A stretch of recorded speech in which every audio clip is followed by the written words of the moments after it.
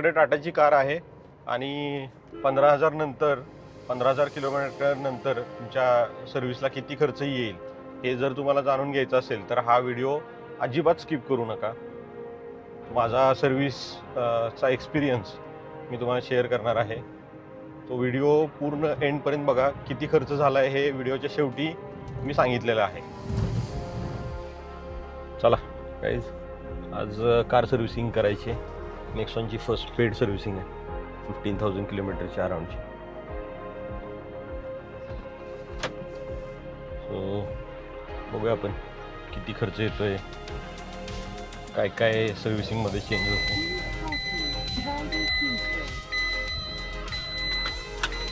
त्याच्या अगोदर माझे कपडे थोडी इस्त्रीला टाकायचे. इस्त्रीला टाकून बघायचं.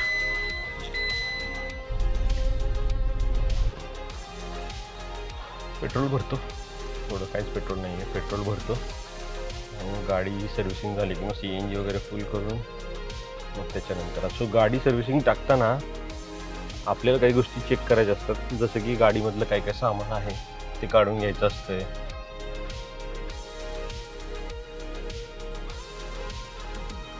गाडी आत्म व्यवस्थित चेक करायची, काही वस्तू आपली राहिली नाही ना, महागडी वस्तू वगैरे, या सगळ्या गोष्टी आपण बघायच्या असतात. सो एक मिनिट थांबा. 2,000च करा पेट्रोल. 2000. हो, मी गाडी सर्व्हिसिंग करायला टाकायला चाललोय बालाजी मोबाईल. हे कुठं आहे? औंधमध्ये. सो माझा ह्याच्या अगोदरचा एक्सपिरियन्स बालाजी सोबतचा खूप चांगला आहे.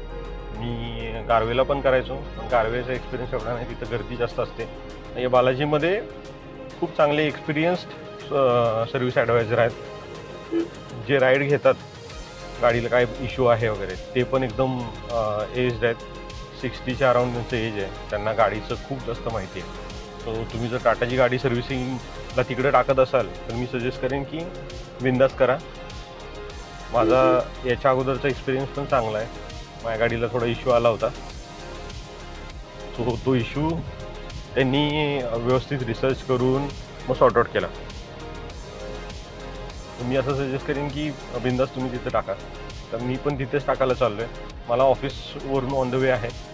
जाताना मी तिथे गाडी टाकून त्याच्यानंतर मग पुढे ऑफिसला जातो आणि येता येता कलेक्ट करतो. 6च्या आसपास गाडी झाली तर ऑफिसमधून निघून मी घेऊ शकतो.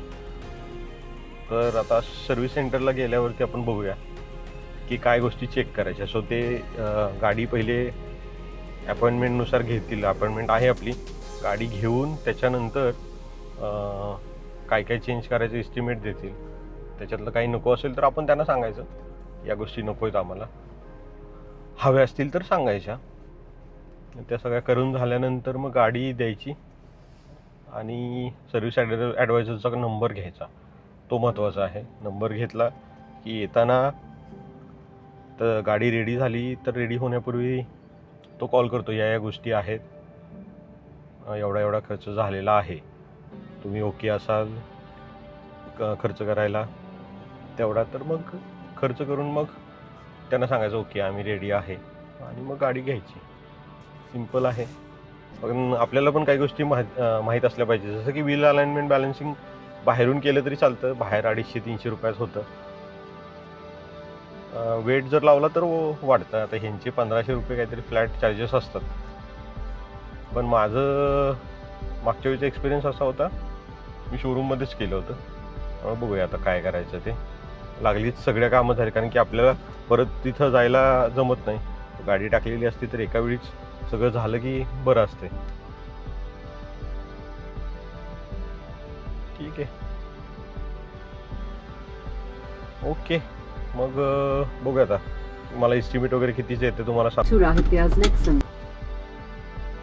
गाडी सर्व्हिसिंग झाली आहे. गाडी पिकअप केली मी. गाडी पिकअप करण्यापूर्वी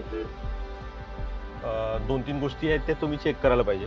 सो बिल पे करण्यापूर्वी एक राईड घ्यायची. राईड घेतली तर मग तुम्हाला अंदाज येतो की गाडीत काय प्रॉब्लेम आहे होता आणि तो सॉल्व्ह झाला आहे का नाही झालेला. नाहीतर कधी कधी कसं होतं, आपण राईड घेत नाही, गडबडीत असतो आणि तसंच निघून जातो आणि नंतर आपण गाडी 5-1 किलोमीटर चालवली की मग आपल्याला कळतं की अरे नाही, हा प्रॉब्लेम होता आणि तो सॉर्ट आउटच नाही झाला. सो त्याच्या पेमेंट करण्यापूर्वी, गाडी कलेक्ट करणं, पेमेंट करण्यापूर्वी राईड घेणं खूप गरजेचं आहे. त्यांच्या ॲडवायझरसोबत जाऊन तो ॲक्च्युअल प्रॉब्लेम सॉल्व्ह झाला आहे का हे बघायचं. ते झालं की दुसरा पार्ट आला बिल चेक करायचं. सो त्यांनी कुठलं कुठलं काम केलं आहे ते बिलामध्ये लावलेलं असते. त्याच्यावरचे चार्जेस, मिसलेनियस चार्जेस किंवा बाकी हिडन चार्जेस काय आहेत का ते बघायचं. त्याच्यानंतर काय काय पार्ट चेंज केले त्याच्याकडून पहिले जॉब कार्ड आणि इनवॉइस या दोन्ही गोष्टी मॅच करून घ्यायच्या. आता माझ्या गाडीमध्ये wheel balancing, alignment, oil change, oil filter, air filter हे सगळं चेंज केलं. सो माझं पेमेंट टोटल 6,300 झालं. 6,300 मध्ये 15,000 गाडी रनिंग झाली.